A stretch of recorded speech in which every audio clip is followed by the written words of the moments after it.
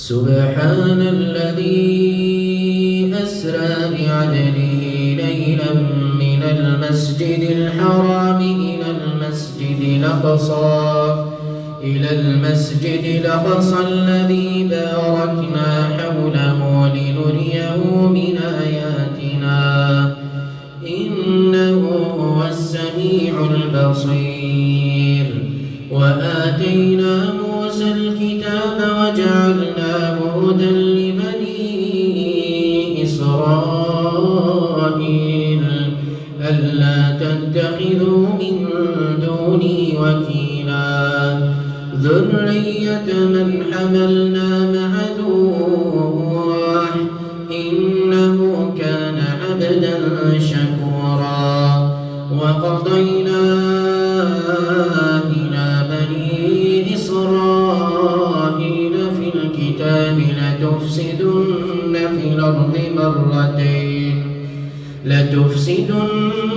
في الأرض مرتين ولتعلن علوا كبيرا. فإذا جاء وعد أولاهما بعثنا لكم عبادا لنا أولي بأس شديد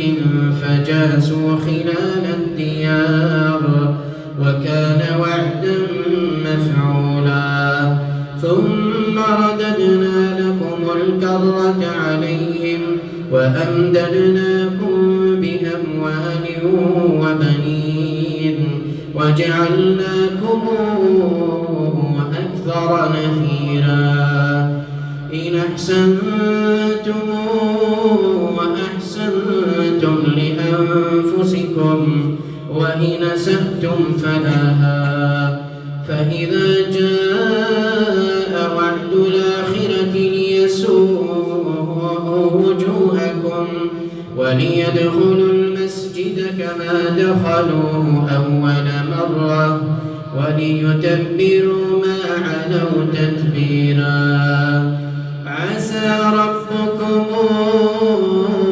أن يرحمكم وإن عدتم عدنا وجعلنا جهنم للكافرين حصيرا.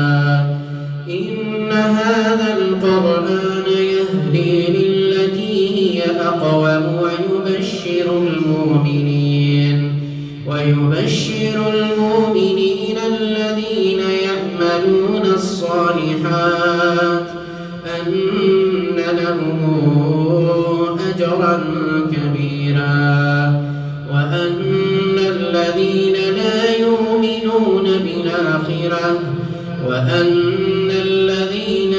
يؤمنون بالآخرة أعتدنا لهم عذابا أليما. ويدعو الإنسان بالشر دعاءه بالخير وكان الإنسان عجولا. وجعلنا الليل والنهار آيتين فمحونا آية الليل وجعلنا آية النهار مبصرة لتبتغوا فضلا من ربكم ولتعلموا عدد السنين والحساب وكل شيء فصلناه تفصيلا. وكل إنسان ألزمناه طائره في عنقه ونخرج له يوم القيامة كتابا يلقاه منشورا. اقرأ كتابك كفى بنفسك اليوم عليك حسيبا. من اهتدى فإنما يهتدي لنفسه ومن ضل فإنما يضل عليها ولا تزر وازرة وزر أخرى وما كنا معذبين حتى نبعث رسولا. وإذا أردنا أن نهلك قرية أمرنا متر فيها ففسقوا فيها فحق عليها القول فدمرناها تدميرا وكما أهلكنا من القرون من بعد نوح وكفى بربك بذنوب عباده خبيرا بصيرا من كان يريد العاجلة عجلنا له فيها ما نشاء لمن نريد ثم جعلنا له جهنم يصلاها مذموما مدحورا ومن أراد الآخرة وسعى لها سعيها وهو مؤمن فأولئك كان سعيهم مشكورا كلا نمد هؤلاء وهؤلاء من عطاء ربك وما كان عطاء ربك محظورا انظر كيف فضلنا بعضهم على بعض وللآخرة أكبر درجات وأكبر تفضيلا لا تجعل مع الله إلها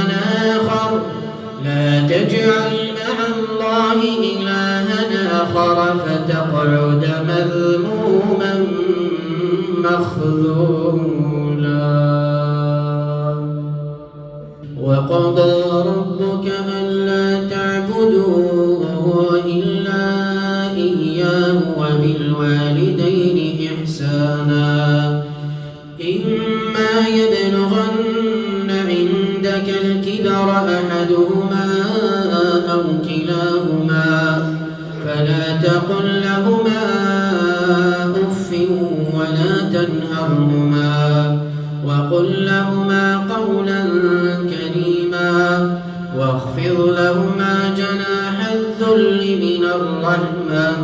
وقل رب ارحمهما كما ربياني صغيرا ربكم أعلم بما في نفوسكم إن تكونوا صالحين فإنه كان للأوابين غفورا وآت ذا القربى حقه والمسكين وابن السبيل ولا تبذر تبذيرا إن المبذرين كانوا إخوان الشياطين وكان الشيطان لربه كفورا وإما تعرضن عنهم ابتغاء رحمة من ربك ترجوها فقل لهم قولا ميسورا ولا تجعل يدك مغلولة إلى عنقك ولا تبسطها كل البسط فتقعد ملوما محسورا إن ربك يبسط الرزق لمن يشاء ويقدر إنه كان بعباده خبيرا بصيرا ولا تقتلوا أولادكم خشية إملاق نحن نرزقهم وإياكم إن قتلهم كان خطأ كبيرا ولا تقربوا الزنا إنه كان فاحشة وساء سبيلا ولا تقتلوا النفس التي حرم الله إلا بالحق ومن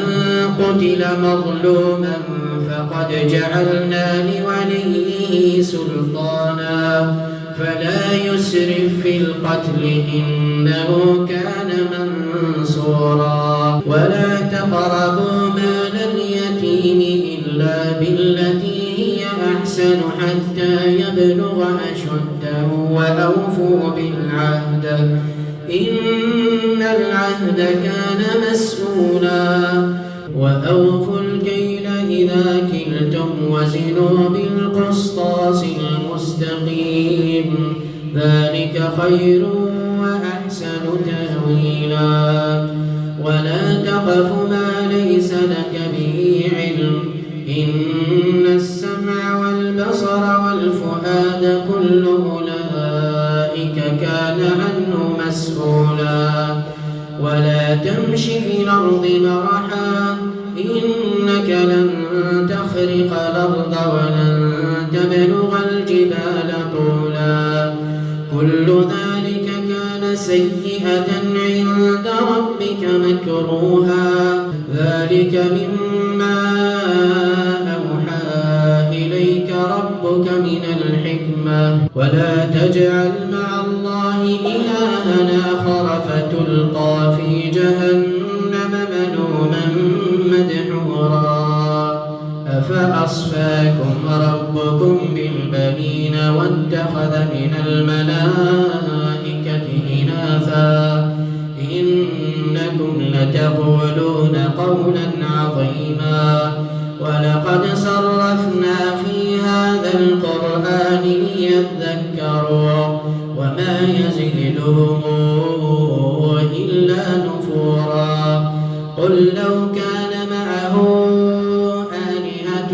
كما تقولون إذا لابتغوا إلى ذي العرش سبيلا سبحانه وتعالى عما يقولون علوا كبيرا يسبح له السماوات السبع والأرض ومن فيهن وإن من شيء إلا يسبح بحمده ولكن لا تفقهون تسبيحهم إنه كان حليما غفورا وإذا قرأت القرآن جعلنا بينك وبين الذين لا يؤمنون بالآخرة